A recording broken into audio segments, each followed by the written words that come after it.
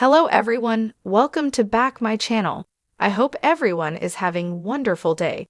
Before starting the video, please go ahead and hit the subscribe button and give this video a thumbs up.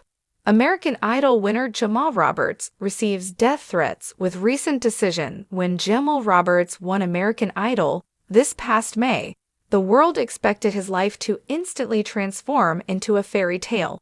And in many ways it did. The confetti rained down on his shoulders, the lights painted his silhouette in gold, and his final song echoed across living rooms nationwide. He was the small-town dreamer who had conquered the grandest stage in America. But what nobody saw, hidden beneath the applause, the contracts, and the promises of stardom, was the storm waiting to unravel his peace.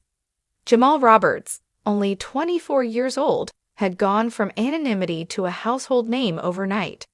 For weeks, he had lived in the glow of fan adoration. But the music industry is not built on applause alone.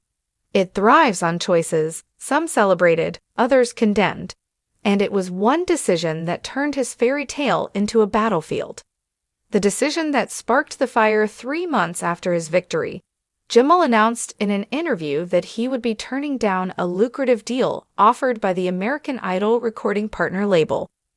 Instead of diving straight into a mainstream pop career, he revealed plans to independently release his debut album under his own imprint, fusing soul, gospel, and socially conscious lyrics.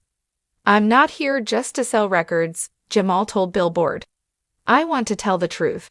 I want to sing about real things, about struggle, faith, injustice, and love that isn't shiny and perfect. If that means taking a harder road, then that's the road I'll walk." The announcement electrified the industry. Some praised his courage, comparing him to artists who had broken away from corporate molds to define their own artistry. But others, especially those who had invested heavily in his television journey, saw it as betrayal. The backlash was swift. From fan love to dark shadows at first, Jamal received polite criticisms on social media. Fans begged him to reconsider, to think about the exposure and success that a major label could bring. But soon, the tone shifted. "You'll regret this. You don't deserve that title. Ungrateful." Within weeks, the comments grew darker. Death threats began to arrive. Anonymous messages from burner accounts, handwritten letters mailed to his Nashville apartment, even graffiti scrawled near his family's home in Georgia. One chilling email read, "You don't get to walk away from the machine. If you don't play the game, you won't be around long enough to matter." Jamal's smile, the same one that lit up TV screens during his Idol run, faltered. His mother begged him to hire private security. His label representatives severed ties quietly, and some producers who once flooded his phone with offers stopped calling altogether. The cost of independence was beginning to look unbearably high. The weight of a dream fame had never been Jamal's goal. Born in a modest Georgia town, he grew up singing in church choirs and working part-time at his uncle's auto shop.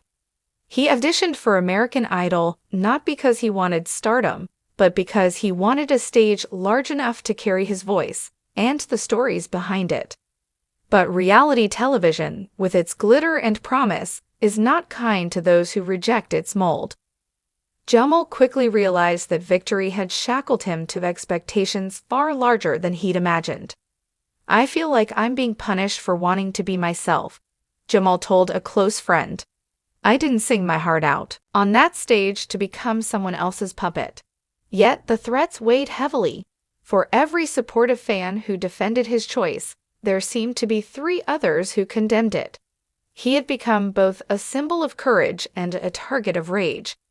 A night that changed everything in August, after a long day in the studio, Jamal returned home to find his apartment door ajar. Inside, nothing had been stolen, but a note was left on the piano he kept by the window: "Sing the songs they want, or else."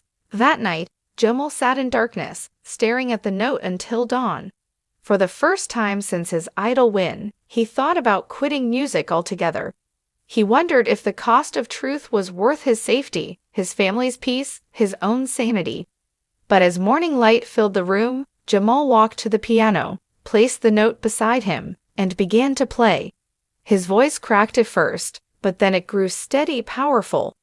The song he sang was raw, unpolished, but it carried the same weight that had made millions fall in love with him on Idol. In that moment, Jamal knew he couldn't turn back. Fear would not silence him. Turning pain into purpose instead of hiding, Jamal did something few expected. He went public.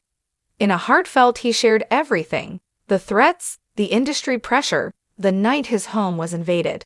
His voice shook, but his message was clear: I won American Idol because I was myself. I stood on that stage with nothing but my truth. And if I lose everything for staying true, then so be it. Music is supposed to heal, not chain you. The response was overwhelming. Fans flooded social media with messages of support. Fellow musicians, from small-town indie singers to Grammy winners, voiced solidarity. #Stand with Jamal trended for days.